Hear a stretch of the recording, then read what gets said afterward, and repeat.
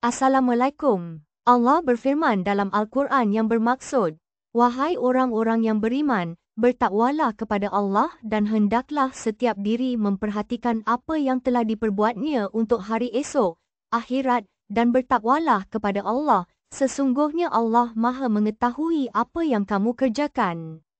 Surah Al-Hajj ayat 18. Ayat ini seperti suara lembut yang menyentak kita. Wahai orang beriman, berhentilah sekejap, lihatlah apa yang kamu sedang bawa untuk hari esokmu.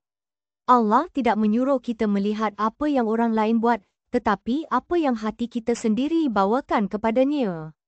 Setiap detik hidup ini adalah simpanan akhirat. Setiap kata, setiap pilihan, setiap niat, semuanya tidak hilang. Ayat ini mengajak kita menilai semula, adakah hari ini aku membawa sesuatu yang Allah suka, atau aku pulang dengan tangan kosong? Dan apabila Allah ulang, bertakwalah kepada Allah, itu tanda bahawa perjalanan ini bukan tentang banyaknya amal, tetapi kehadiran hati yang takut hilang redha-Nya. Ayat ini bukan untuk menakutkan, tetapi untuk membangunkan kita sebelum terlambat.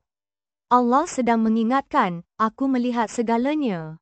Kembalilah sebelum pintu tertutup. Semoga ayat ini menjadi cermin yang membuat kita lebih jujur dengan diri dan lebih dekat dengan Allah sebelum esok itu benar-benar tiba. Sekian sahaja, sekiranya bermanfaat, sila like, komen dan share.